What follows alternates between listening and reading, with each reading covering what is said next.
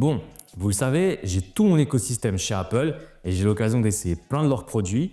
La plupart des produits, je ne les garde pas parce que j'en ai pas spécialement besoin et je ne sais pas tout garder non plus. Ça sert à rien d'accumuler des tas et des tas d'objets. Vous me demandez souvent quel Mac j'ai personnellement et j'ai toujours mon MacBook Air M2 13 pouces en version de base, à savoir 256 Go de mémoire et 8 Go de RAM. Et je me suis posé la question à savoir est-ce qu'il vaut encore le coup en 2025? Je vais vous y répondre dans cette vidéo.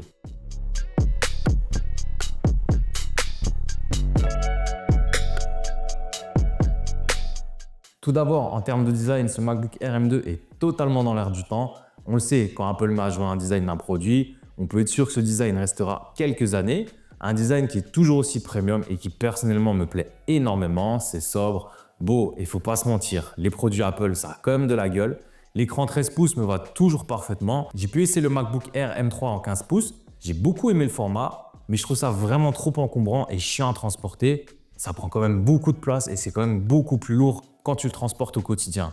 Le 13 pouces, c'est pour moi le compromis idéal. C'est assez léger et surtout beaucoup plus compact, ce qui personnellement convient beaucoup mieux à mon utilisation. Je suis pas du genre à monter mes vidéos en mode nomade, c'est très rare, donc j'ai pas besoin d'avoir un grand écran. Après, je dois l'avouer que c'est pas l'idéal non plus pour retoucher des photos ou faire du montage sur un écran 13 pouces. On est vite à l'étroit, mais encore une fois, je travaille très rarement dessus pour du montage ou de la retouche photo. Le clavier Apple, même si c'est beau et que ça rend bien, moi vous le savez, j'en suis vraiment pas fan. Je préfère mon clavier de bureau de chez Logitech qui est beaucoup plus agréable pour travailler. Par contre, le trackpad, c'est un vrai bonheur à utiliser. Les gestes sont vraiment pratiques et utiles. Et puis c'est fluide, très fluide même. Le toucher est vraiment très agréable, ça reste pas accroché sous le doigt comme ça peut être le cas malheureusement sur d'autres portables. D'ailleurs, n'oubliez pas de vous abonner car je vois que beaucoup de personnes non abonnées regardent encore mes vidéos et je vous remercie vraiment du fond du cœur de ça. Donc si vous aimez mes vidéos et que vous voulez m'aider à continuer à faire grandir la chaîne, abonnez-vous, ça me permettra de pouvoir délivrer du contenu encore plus qualitatif. Donc n'oubliez pas d'aller appuyer sur le bouton s'abonner pour me donner de la force. Merci à tous.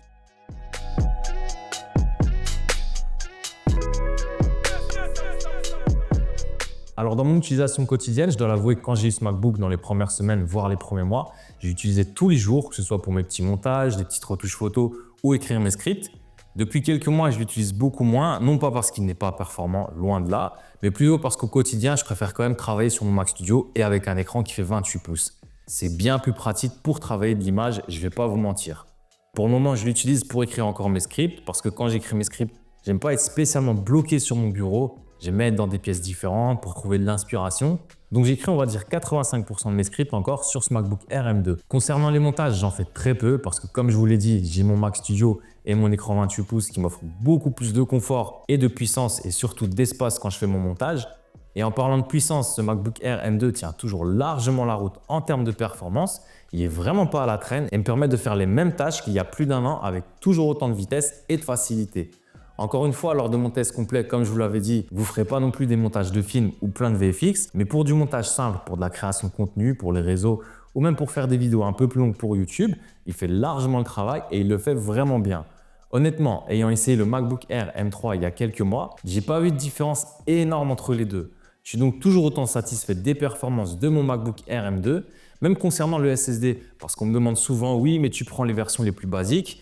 Mais moi, je prends les versions les plus basiques et je prends toujours la base en termes de mémoire parce qu'Apple les facture vraiment une blinde et je trouve ça vraiment pas nécessaire. Je préfère largement garder cet argent et acheter des SSD externes qui sont bien moins chers. Et surtout, au final, c'est beaucoup plus pratique quand on passe d'une machine à l'autre. Il suffit de bien enregistrer toutes nos données sur nos SSD et on peut lire tous nos projets sur n'importe quelle machine. Donc moi, je trouve ça beaucoup plus pratique et beaucoup plus efficace dans mon workflow.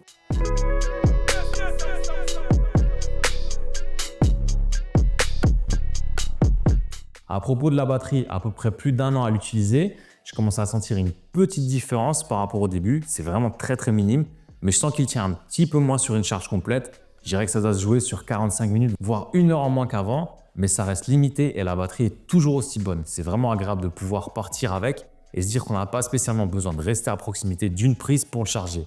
Je vous avoue qu'au début, j'avais toujours peur d'être à court de batterie et j'avais donc cette habitude de me dire « attention, tu vas peut-être avoir besoin de recharger ». Mais honnêtement, j'ai vite changé cette habitude tellement c'est agréable de ne pas devoir penser constamment à la charge. Au quotidien, comme je vous l'ai dit, je l'utilise moins, mais je pense qu'honnêtement, en accompagnement de mon Mac Studio, c'est le meilleur choix que j'ai pu faire. Pourquoi ? Pour toutes les raisons que je vous ai citées, que ce soit en termes de performance ou autonomie, il correspond parfaitement à mes besoins.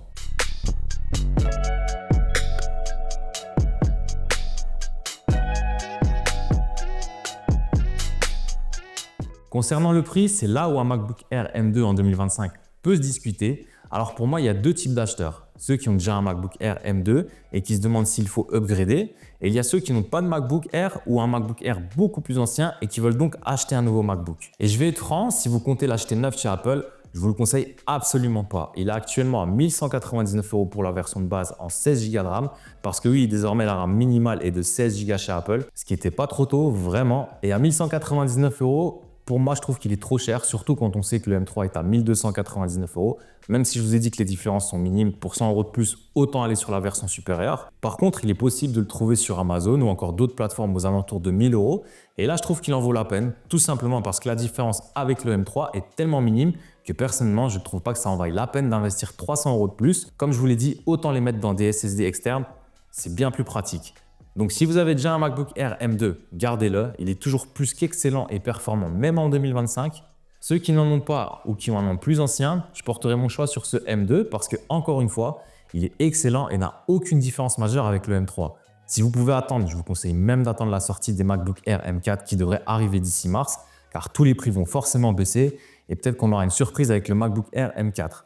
Je le dis souvent, mais lorsque vous achetez un Mac, vous êtes plus sur un investissement sur 5 voire 6 ans, tant leurs machines sont performantes et bien optimisées. C'est pour ça que je pense que le MacBook Air M2 a toujours largement sa place dans la course en 2025. Voilà, c'était News. Comme toujours, si vous avez aimé cette vidéo, partagez-la, likez-la, commentez-la et surtout pensez à vous abonner pour me donner de la force et à continuer à faire grandir notre communauté. Je vous dis merci à tous et à la prochaine.